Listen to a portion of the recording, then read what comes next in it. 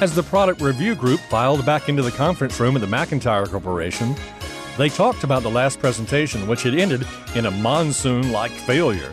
Hopeful that they could find the company's next big success, Ellen McIntyre told Helen Sawyer that she could bring in the next inventor.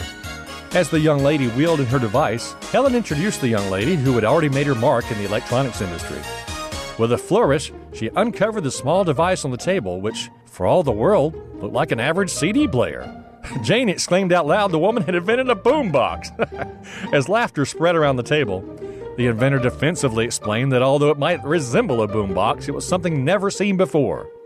They were looking at, she explained as she switched it on, the emote control. The machine was for controlling emotions, she told him, either of yourself or those around you, through the use of ultra-low audio frequencies. Sadness could be turned to happiness, anxiety to peacefulness, and anger to love. Seeing the look of disbelief on the faces around the table, the young woman turned up the speakers which would generate the ultra-low frequencies needed, then dialed the setting to happiness and turned up the power. The effects only took a moment to manifest as grins grew on the faces of each person in the group.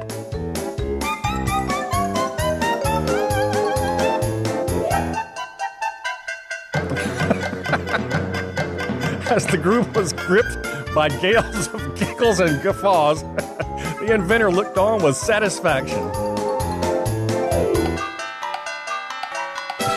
Seeing the first demonstration was such a rousing success, she switched the setting to sadness.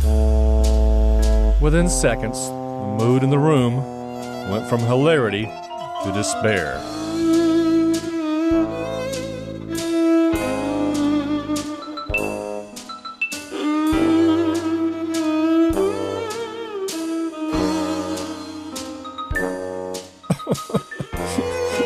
Changing the effects before someone jumped out of the window in depression, the inventor switched the emote control to the fear setting, then stepped back to watch the fun.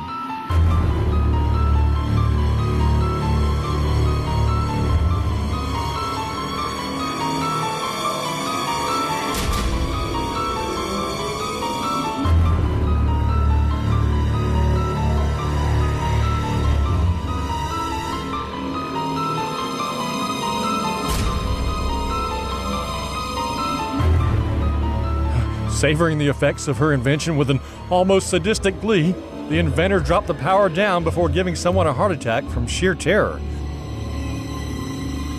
Thank goodness, but she was only saving the most dramatic part of the demonstration for last. Slowly turning the dial to anger, she watched closely as the waves of subaudible frequencies began to take effect.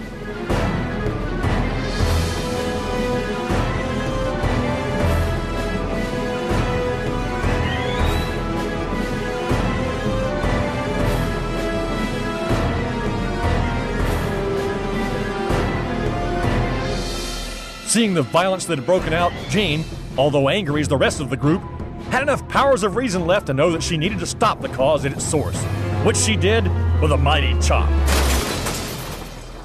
As the group separated from their various conflicts with each other, the inventor went toward the CEO with a complaint about Jane's damage to her emote control, but she was stopped by his raised hand. He rejected the invention on the grounds that it could be addictive to oneself and dangerous if used to manipulate others, then ordered the woman to leave and take her device with her. As the downcast young lady departed with her busted invention, Helen asked Jane for her input and comments. Taking her seat at the table again, the cleaning lady shared her outlook on the matter. It was obvious, she said, that this next invention was more dangerous than the last one. Although emotions may be stimulated by outside influences, such as the pressures of life and stress, they don't have to control us. We can master our emotions, she explained, by having a solid faith in God.